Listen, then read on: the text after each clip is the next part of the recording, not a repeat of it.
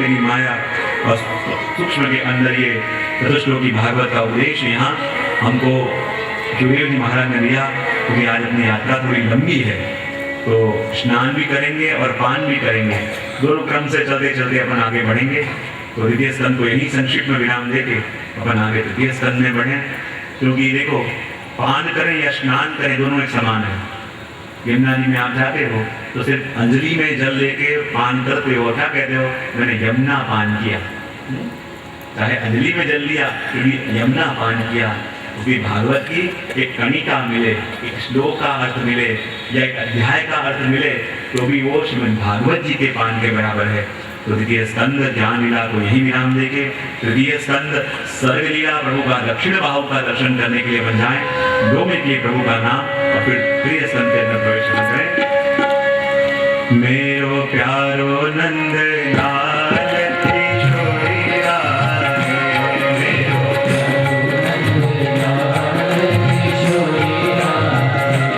मेरो प्यारो नंद लाल किशोरी राधे, मेरो प्यारो नंद लाल किशोरी राधे, किशोरी राधे, किशोरी राधे, किशोरी राधे,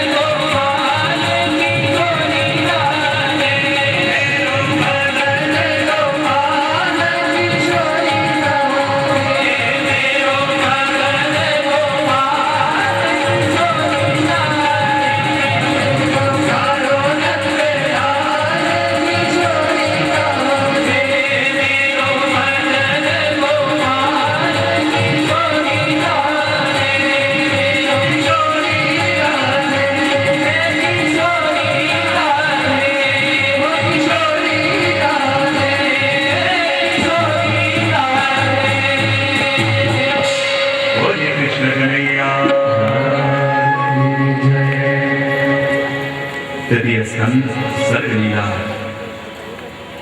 प्रभु के दक्षिण बाहु का दर्शन करने के लिए अपन अग्रसर हुए। परीक्षित जैसे जैसे प्रश्न पूछ रहे हैं और परीक्षित के प्रश्न पूछने का श्रवण करके, परीक्षित के प्रश्नों को पूछ के, परीक्षित के प्रश्नों का दर्शन करके इस समय सुखदेव जी को किसी की याद आ रही है। देखो कैसे जीव वो होंगे जिनको भगवान भी याद करें और ऐसे सिद्ध संत भी याद करें। तो किसकी याद आ रही है? तो जैसे जैसे प्रश्न परीक्षित तुम मुझे पूछ रहे हो, बराबर ऐसे ही प्रश्न विदुर जी ने मैत्रेय जी को पूछे। विचार करो विदुर जी कैसे भक्त होंगे जिनके लिए शब्द आया है कृष्णेन मनसा धृतम, यानी कि भगवान भी स्वधाम पधारते समय जिनको याद कर रहे हैं ऐसे विदुर जी। और आज भागवत का उपदेश करते करते शिवदेव जी को जिनकी याद आ रही ऐसे विदुर जी। क्या बताऊं विदुर जी प्रभु के कैसे भक्त हुए कि जिनके घर भगवान मेहमान बन के नहीं, पर ये मेरा ही घर है, और अपने घर में आमंत्रण की अपेक्षा क्या, अपना घर मान के जिनके घर में पधारे ऐसे विदुर जी। जब भगवान हस्तिनापुर पधारे, पांडवों के दूत बन के उनका संधि प्रस्ताव लेके, और जैसे ही विदुर जी ने आके अपनी पत्नी सुलभा को कही, देख सुलभा जानती है आज कौन आने वाला है? बोले कौन? बोले द्वारिकाधीश अपने हस्तिनापुर में संधि का प्रस्ताव लेके आ रहे हैं। और जैसे सुना कि द्वारिकाधीश पधार रहे हैं, सुलभा तो नाच उठी, क्या मेरे प्रभु पधार रहे हैं? बोले हाँ। क्या मुझे भी प्रभु के दर्शन होंगे? क्या अपने घर भी प्रभु पधारेंगे? कहने लगी अरे तो बावरी हो गई है बावरी, मैंने कहा प्रभु पधार रहे हैं अपने घर नहीं, पर संधि का प्रस्ताव लेके राजदूत बन के पधार रहे हैं, और ऐसे समय में थोड़ी अपने वहां पधारेंगे। और पधारने को कहें तो भी अपन कैसे प्रभु को पधारेंगे? इतनी जवाबदारी लेके प्रभु पधारे हैं। विदुर जी तो चले गए, और सुलभा ने जब से सुना कि मेरे प्रभु पधार रहे हैं, और मनोमन सुलभा विनती करने लगी कि हे प्रभु, चाहे आप हस्तिनापुर में पधारे हो और मेरे स्वामी ने अभी मुझे कहा कि आप संधि का प्रस्ताव लेके पधार रहे हो, लेकिन मैं जानती हूँ, मेरा मन प्रभु कहता है कि आप संधि का प्रस्ताव तो एक निमित्त है, आप इस बार प्रभु मेरे ऊपर कृपा करने के लिए पधार रहे हो। चाहे दुनिया भले करे कि आप संधि का प्रस्ताव लेके आए हो, लेकिन प्रभु आप जब भक्तों पे कृपा करते हो तो कोई ना कोई निमित्त बना के, कोई ना कोई बहाना बना के आप जीवों के ऊपर कृपा करते हो। और प्रभु मुझे ऐसा लगता है आप मुझ पे कृपा करने वाले हो। और हे प्रभु, मेरे स्वामी तो शायद आपको विनती न करें, पर मैं मनोमन विनती करती हूँ, हे प्रभु पधारना, हे प्रभु मेरे जीवन को पावन करना, हे प्रभु इन नेत्रों को कृत्य करना, क्योंकि अभी तक तो प्रभु इन नेत्रों का बोझ लेकर मैं घूम रही हूँ, लेकिन जब इन नैनों से आपके दर्शन होंगे तो मुझे लगेगा कि इन नेत्रों को उनका फल मिला। हे प्रभु इन नेत्रों को उनका फल प्रदान कर दो। हे प्रभु कृपा करके आप घर पधारो। बैठी बैठी रो रही है, प्रभु का स्मरण कर रही है, इतना हृदय भराया, फूट फूट के आंसू निकल रहे हैं, अपने आंचल से अपने आंख के आंसू पहुंच रही है।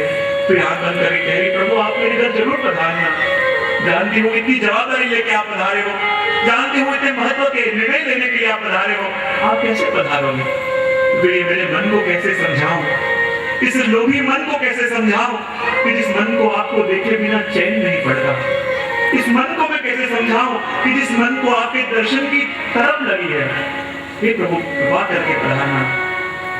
संधि का प्रस्ताव लेके भगवान पधारे। दुर्योधन से कहा देखो पांडवों को कुछ नहीं चाहिए, तुम सिर्फ 5 गांव दे दो तो भी पांडवों को संतोष है। और दुर्योधन ने कह रही है देखो युद्ध की बगैर, युद्ध के करे बिना एक सूर्य की नोक जितनी भूमि भी नहीं मिलेगी। यहाँ युद्ध करो अभी अपना हाथ ले जाओ, युद्ध करे बिना सूर्य की नोक जितनी भूमि भी नहीं मिलेगी। और कहते हैं संधि विफल गई। दुर्योधन कहने लगा प्रभु संधि तो विफल गई है, लेकिन भोजन का समय हो रहा है, आप पधारिए, भोजन की सामग्री कृपन लोग तैयार हैं। प्रभु ने कहा तुम्हारे घर भोजन कैसे करूं? मन मिले इष्ट मिले, मिले भजन रस रीत, ताही के संग कीजिए खान पान और प्रीत। न मन मिले हुए हैं, न इष्ट विचार मिले हुए हैं, कैसे तुम्हारे वहां भोजन करूं? द्रोणाचार्य जी कहते प्रभु मेरे घर पधारो भोजन करने। प्रभु कहते मेरी चिंता न करो, मेरी तैयारी कहीं हो रही है। बोले प्रभु कहीं तो भोजन करना पड़ेगा। बोले मेरी प्रतीक्षा कहीं हो रही है।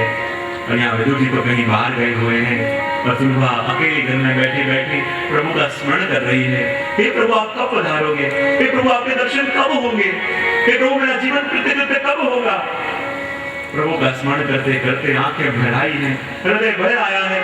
ऐसी अवस्था हो गई है कि कंठ भी अवरुद्ध हो गया है, कंठ से कृष्ण नाम नहीं निकल पा रहा। ऐसी अवस्था हो गई है कि हे प्रभु कहते कहते आंख भर आई है। और उसी समय किसी ने द्वार खटखटाया। सुलभा विचार करने लगी इस समय कौन आया होगा, कौन आया होगा? प्रभु का स्मरण कर रही थी, प्रभु को याद करके इतना सुख मिल रहा था। प्रभु के दर्शन भी इस बार नहीं हो पाएंगे, लेकिन जिसकी याद से इतना सुख मिले उस याद को दौड़ करने कौन आ गया होगा? वजह खड़ी हुई, अपने आंखों के आंसुओं को पोंछती हुई, अपने साड़ी से अपना मुख पोंछती हुई जैसे ही द्वार गई और द्वार जाके जैसे ही द्वार खोले, सुलभा को अपने नेत्रों पे भरोसा नहीं आया कि स्वप्न है या हकीकत है।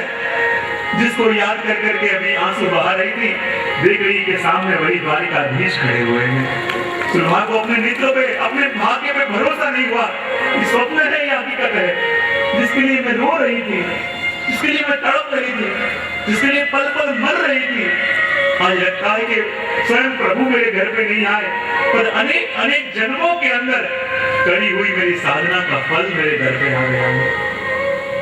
जितने जितने भगवत सेवा मैंने करी हुई, उन सेवा के फल स्वरूप प्रभु मेरे आंगन में खड़े हैं। और सुलभा की तो ऐसी दशा हुई जहाँ प्रभु के दर्शन हुए और सुलभा के नेत्र तो मानो प्रभु के मुखारविंद के ऊपर स्थिर हो गए। प्रभु को देखे बिना सुलभा का मन नहीं हट रहा, सुलभा के नेत्र नहीं हट रहे, बार बार टगर टगर प्रभु को देखती जा रही है और आंखों से आंसू बहाती जा रही है। और देखो आंखों में से जब आंसू निकल रहे हैं और आंखों में जो काजल लगाया हुआ है वो काजल बहता हुआ कपोल पे आ रहा है और कह रही है आज देखो जो कृष्ण को अभी तक हृदय में छुपा के रखा था और ये शाम काजल बाहर नहीं आ रहा, हृदय में अभी तक छुपा के जिन कृष्ण को रखा था वो कृष्ण ही नेत्र के द्वारा बाहर आके आज सामने प्रकट हो। जिन कृष्ण को अभी तक हृदय में छुपा के रखा था, अपने हृदय की पूंजी बना के रखा था, लेकिन देखो ये शाम काजल बहता बहता क्या कह रहा है। जो शाम अभी तक हृदय में थे वही आंखों के माध्यम से प्रकट होके मेरे सामने खड़े हैं। और सुलभा की ऐसी दशा हुई, खड़ी खड़ी ठाकुर जी के दर्शन कर रही है। और उस समय कहते हैं सुलभा के नेत्र और उसके मन के बीच में मीठा कदम हो गया। सुलभा का मन कह रहा है अरे प्रभु पधारे हैं, इनको भीतर तो बताओ, लेकिन नेत्र कह रहे हैं आज तो अनेक अनेक जन्मों के बाद इन नेत्रों को उसका फल मिला है। जो प्रभु को भीतर बदलाने ले जाऊंगी एक क्षण के लिए भी प्रभु इन नेत्रों से दूर हो जाएंगे। और इन नेत्रों को तो ऐसी टेव पड़ गई है कि क्षण के लिए भी प्रभु के दर्शन न होंगे तो ये नेत्र जीवित न रह पाएंगे। ऐसी दशा सुलभा की हो गई कि आज गोपाल पाहु ने आए, निरखी नैन अघाए रे, के निरखूं के टहल करूं, बनत न एको पाए रे। ऐसी दशा हो गई या तो प्रभु को निरखती रहूं या प्रभु की टहल करूं। जो निरखती रहूंगी तो टहल कैसे करूंगी, और टहल करने गई तो प्रभु के दर्शन कैसे करूंगी। क्योंकि भक्त भी कहते हैं कि हे प्रभु आपका मुख मुख नहीं, वो तो मुख कमल है, और हम भक्तों के नेत्र नेत्र नहीं, वो तो भ्रमर है। और जैसे ही कमल के ऊपर भ्रमर आके बैठता है, लाख दूर करने का प्रयत्न करो वो भ्रमर दूर नहीं होता, उसी प्रकार प्रभु हमारे नेत्र भी ऐसे भ्रमर हो गए हैं। जब आपके मुख कमल का दर्शन किया, उस कमल का पान करके ये भ्रमर और कहीं दूर जाने को तैयार नहीं है।